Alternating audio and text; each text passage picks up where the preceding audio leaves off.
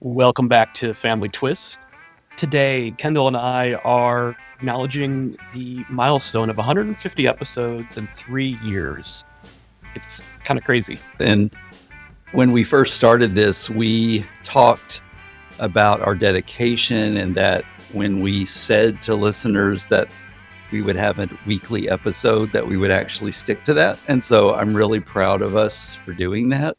It isn't easy. We love it. Don't get me wrong. We love it. And we get a lot of satisfaction, but it is a commitment. And we take that seriously because we know that we as listeners of other podcasts, we want to know that the next episode's coming out, and we love that regularity. So I think that's something I'm really proud of for us. And when I say us, I mostly mean Corey because he does so much of the behind the scenes work. One of the challenges has been sort of this feast or famine when it comes to guests. It just seems like I'll do some research and reach out to people, and then all of a sudden 8 or 9 schedule within a day or two. And then, on the flip side, sometimes you reach out to a bunch of people and you hear back and they say yes, and then they never schedule or stuff. It's true. It's true. And again, we're committed to the consistency piece. So for us, it's important not to miss episodes, not to disappoint guests, that sort of thing. So as you know, if you've been listening since the beginning, when we started this, it was really to tell Kendall's story about his adoption at birth, and then years and decades later, us finding his birth family through a DNA test. From Kendall's story, this whole thing has grown into something bigger, connecting the adoption, DNA discovery, donor conceived, and NPE communities, which all of those communities have kind of embraced us, and we really appreciate that. For sure. While every guest story is different, we do find unique elements that sort of connect all of us.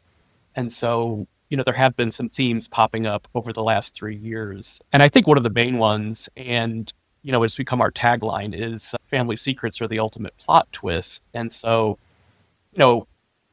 I've always thought of Kendall's story as sort of the yin and yang because he knew from as early as he could remember that he was adopted. It was never a secret. It was never a shameful thing. Even though he was in a small community, his adoptive parents connected with other adoptive families. And so it never felt like a weird thing to him. And then on the flip side, we come to find out that Kendall has always been a dirty little secret for his birth mother. And that's something that just keeps popping again and again on the show. And I think, everybody's kind of come to that consensus of the dangers of family secrets. And even though some of our guests have recognized that, sometimes they're still keeping their own secrets as well. And it's painful. And it's just, okay, well, what do I do? Do I put everything out there and risk losing a relationship with a family member? Or do I just keep this inside? And I can't imagine that internal struggle. Yeah, it is. It's something I never, ever expected.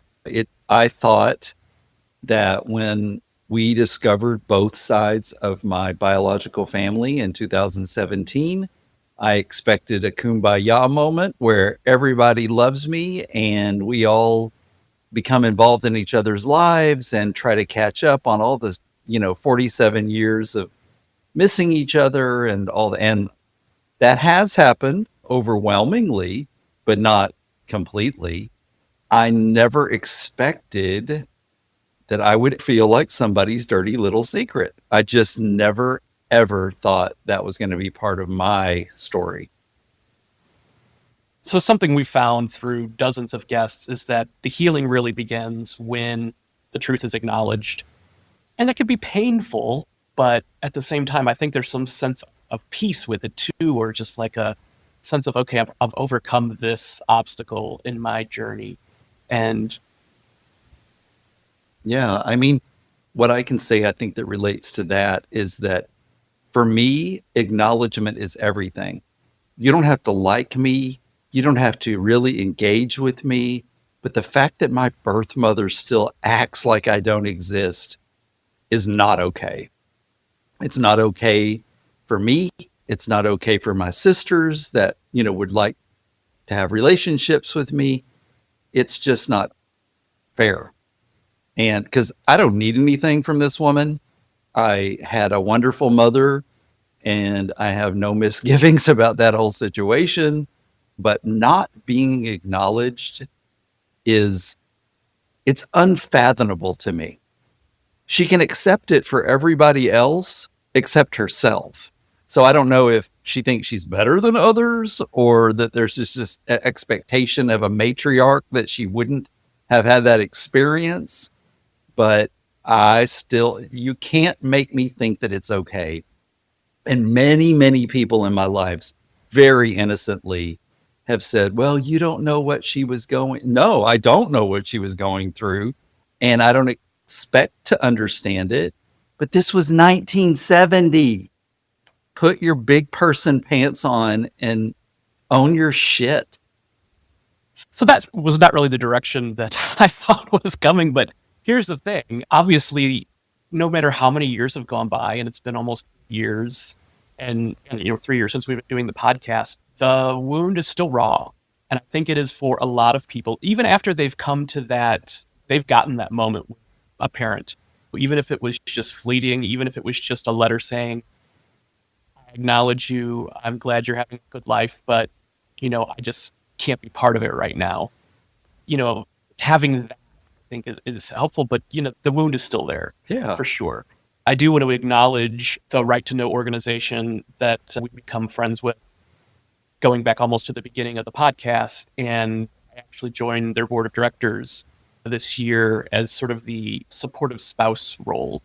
And because it still floors me when people tell stories about their spouse or good friend or other family members say, okay, well, it's been 2 years. You're still talking about this. You're still feeling this way about that. It's, oh boy, just because you don't understand exactly what somebody's going through. Agree. I mean, I don't know how I would deal with this whole situation if Corey hadn't been so supportive of me, because I need somebody to talk to about this. I need his, and I hate to say it, almost constant reactions to my crazy feelings. I mean, I can go in 5 minutes. I'm doing it right now, quite honestly. I go from having so much empathy for what my biological families went through at the time that my mother was pregnant, to feeling really shut out and distant and devalued, quite honestly. And I don't appreciate that. Corey will tell you, anybody who knows me will say that my adoptive parents raised me to have a lot of pride in myself, to have a lot of self-respect, and I've never had self-doubt. And that's attributed to them. So it was such a crazy feeling for me to feel rejection at the age of 47, right? I don't feel that way outside of this situation. I have had wonderful experiences with friends, and then Corey's family accepted me so warmly when we got together 20 years ago. And so I just had this delusion, and I've said it many times on the podcast, delusion that my birth family situation would be like other relationships that I've had, and it has not been. They have not been.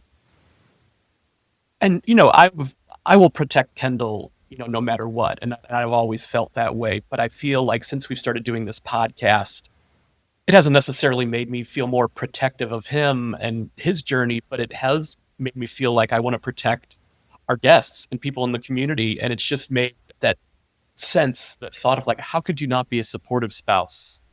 Right. It just made that stronger. And so I do, try to like tread lightly, because I'm not a doctor and I haven't been through this personally, aside from, sharing Kendall's journey. But I do like to offer, words of encouragement to our guests, maybe a tiny little bit of advice here and there if it's something that I think is appropriate. But yeah, I feel very protective of these communities. I do too. And I think I've said this before on the podcast, but I was surprised at the strong emotions that other people's stories have stirred in me. I feel protective of our guests too. I feel like when people tell me stories about how they've been rejected by birth family and things, and often those same people have a lot more grace about the situation than I do. And I'll just tell them, and we might not even put it on the air, but I'll say, I'm pissed off for you. And you have every right to be angry. And you have every right to call that person out. And you know what I mean? Maybe, maybe I'm living, through them, through their experiences, but I just feel so much empathy now, having dealt with it myself. I think it's just given me a sensitivity that I never thought I would have. You have a right to know where you came from, you have a right to know who you are, and no one can tell you otherwise. And I know that's hard for some people to accept and speak out about, but I think the more that this community grows and the more that we do outreach and find people who don't know about these organizations, they're not on the Facebook support groups. They just don't even know that they exist and they're going through this alone. We're trying to help reach more people so the community can get stronger together. We've had a lot of guests say that, I didn't lose a family through this, I gained one. And it's through community, it's through these organizations, the retreats, the summits, the virtual meetings. It's all important. And I think we feel like we're a part of this community. We feel like we've gained dozens of new friends over the last 3 years through this. And I feel like there's just people that we could reach out to just because, I was just thinking about this. I wanted to reach out. And there's like a handful of people that are coming to mind immediately. I interact pretty frequently with Ryan, who was conceived and has gone on pilgrimages to meet a lot of his half siblings. They were in town a handful of months ago to meet some folks, and I went out and met Ryan, and we had coffee together and a nice hug. And it's just like, that's not something that I think we predicted would come from this podcast. A strong connection now to my ethnic identity that I never thought would be important to me. So, in other words, if you asked me 10 years ago, when I knew nothing about my biological family, where's your family from? Well, I would quickly say, well, I was adopted, but I felt because my adoptive family would talk about the fact that my father's mother came from my adoptive family's father's mother came from England, and his father's family was a mix of Europeans and Native Americans, and that my mother's family came over from Italy. It was interesting to me, and I wanted to relate to them, but you always feel kind of like an outsider because, the European thing is true for me, but really nothing else. And so, you just don't know what you should identify with. And now knowing the real story biologically for myself is important. It gives me a sense of pride that I never thought I would have. And I love geography, and I've always loved geography. And now knowing specific regions where my biological family came from in Europe is just so cool to me. And there is something magical about finally finding that and feeling rooted somewhere.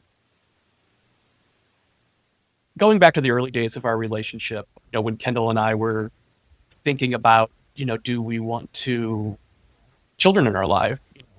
Spoiler alert, no, we don't have any human children. We have the furry kind, which works for us. For sure. But, when we were having these discussions, 15, 16, 17 years ago, Kendall was pretty adamant about adoption being the way to go. And I think that's because of his personal experience, and how it was just wonderful, even though it was short-lived because his parents died young. Otherwise, it was a great experience for him and his family.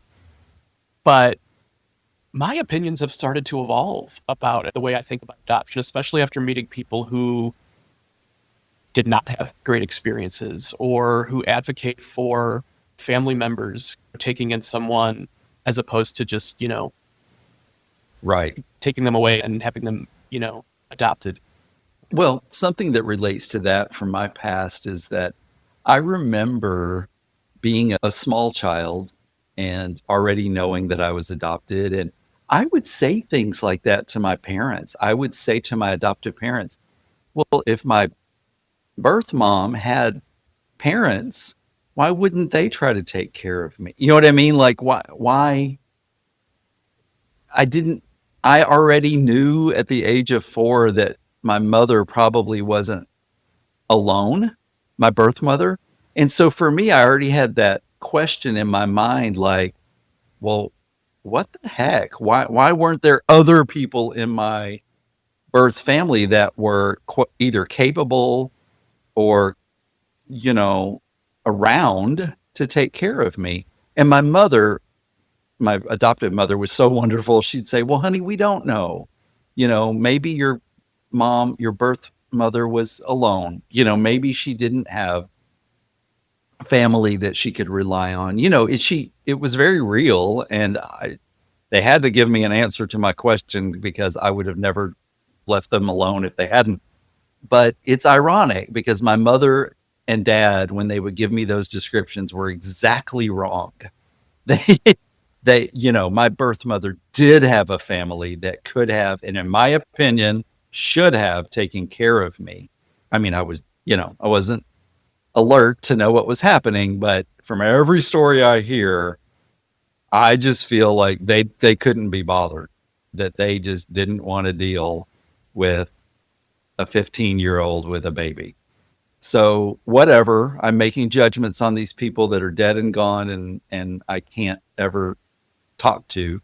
But of course I'm going to feel that way, I think. Talk about rejection when you think that you were an infant and your own biological grandmother tells your mother that she has to give you away.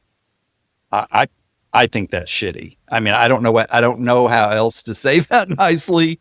And hearing people's stories about, how committed these other adoptees are about getting the message out that birth families should take responsibility for their situations. I'm starting to feel that way too. Like, I loved my adoptive parents and I loved both sides of my adoptive parents' families. They were great people and I loved them and I can't imagine not having them in my life. But just when I think about it now, I mean, I couldn't turn away a stray kitten, much less my own grandchild. Like, that's a certain level of disconnection that I hope I never have with humanity. Yeah, it's, as we found out, it's much more common than what we would have thought of Mm-hmm. 3 years ago. Mm-hmm. And so, going back to just reflecting on the podcast itself, our approach has always been with guests to, know a little bit about their story, but not too much, because if we know too much ahead of time, I feel like I like those, those gasp moments that we have with people when we had on the triplets separated at Yes. birth. And, just there were a lot of jaw dropping moments in any of these episodes that we mentioned. I'll include in the show notes because that's definitely one that's worth revisiting. I'd actually like to listen to it again. Yeah, Those sisters are awesome they are. and just hysterical. But And one of them's named Kendall, which makes it even better. that's true. That's true. So the thing is, we always like to, be on the show together, but that's not always the case. But I will say, on the occasional episodes where I'm traveling or something and Kendall is doing them solo, I really like those because, and I'll confess, I'm very guilty of dominating the questions during the interviews to the point where Kendall has to tap me on the leg because he wants to say, or he has a question he wants to ask. So I don't completely take over. And that's the journalist of me. I'll admit that. But those Kendall solo episodes, and I will link several of them in the show notes as well for you to check out if you haven't already. It's really interesting because it quickly turns into, I think, a therapy session for both parties, for both Kendall and the guest. And there's a couple I'm thinking of specifically that are powerful. There was one that Kendall did with Jennifer, and then I actually met Jennifer in person, the Untangling Our Roots Summit. And she was excited to meet me, but disappointed that Kendall wasn't there because she just wanted to give him a big hug. And she really just gushed over how great he was and how generous he was with her telling her story. Something else we found is that, when a lot of our guests, the story's not over, they're partway through the story. Either they're they're writing it or they've just had this revelation. And maybe the current point where they're at, it's not a happy ending, but there's a possibility of a happy ending. But again, sometimes it's not a happy ending, and because people are gone. That's the thing. Is like, people are, they're getting to the point where they're passing on. Before our guests have the opportunity to connect with them, these family members are dying, and so time is of the essence. It is, and that it hasn't happened in a long time now.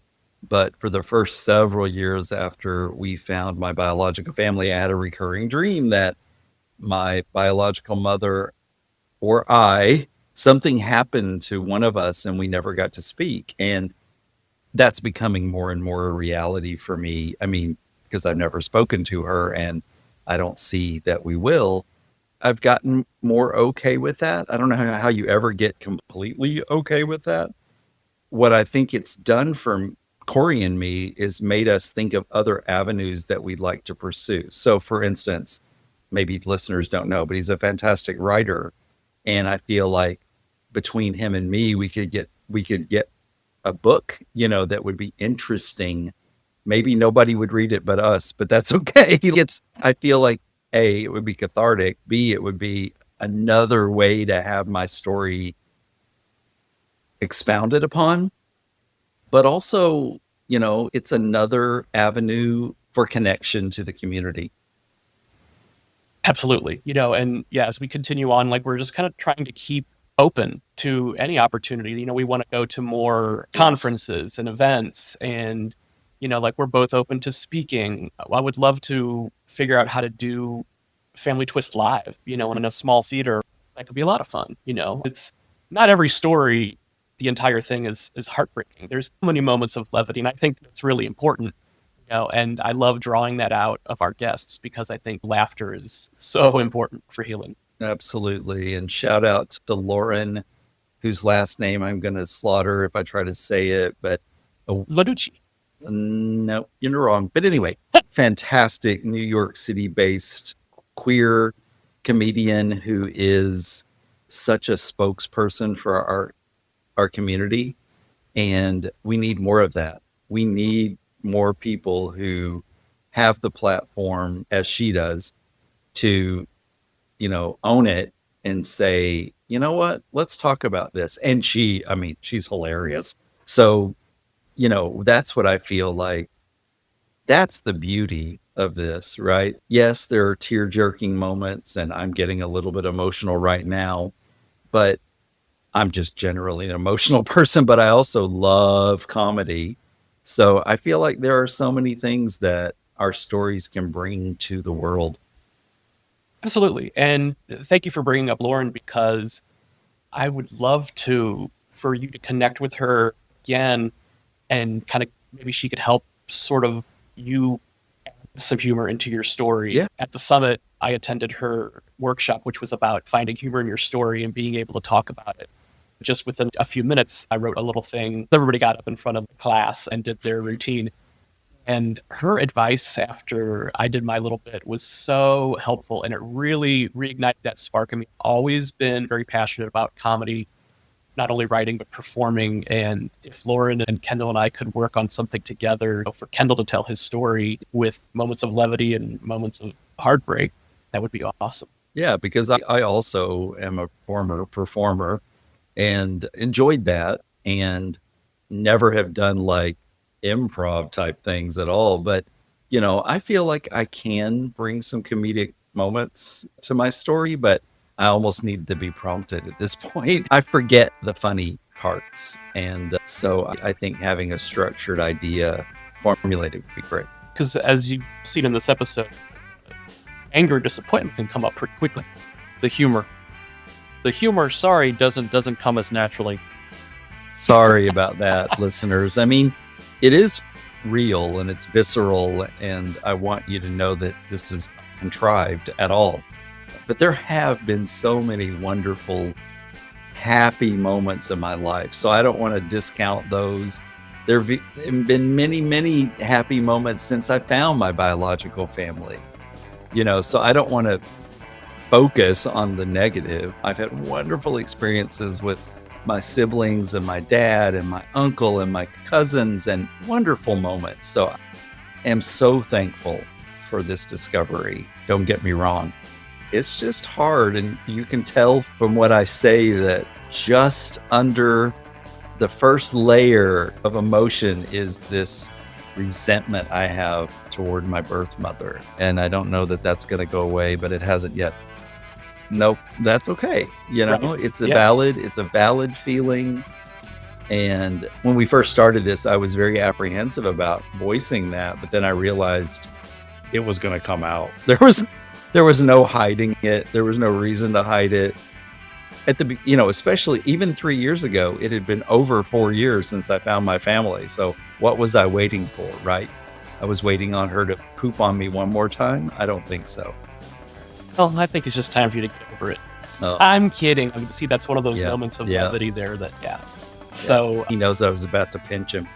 so earlier we mentioned that sometimes it's a challenge to get guests. There's a feast or famine. Well, we've got a feast coming on. We've got some great, exciting guests lined up. You'll be hearing in the next couple of weeks and months. Very excited about. And yeah, I think there's good things to come. What's really helpful to us and encouraging, though, is your feedback. Constructive criticism is great. Like, we're not so precious about this that we can't take some good feedback and advice. And there may be topics that we just haven't thought of yet. Everybody knows somebody who's got one of these kind of stories, so don't think that, oh, my story's not, it doesn't have as many twists or whatever. No, we want to hear from you. We want to tell every story we can. Absolutely.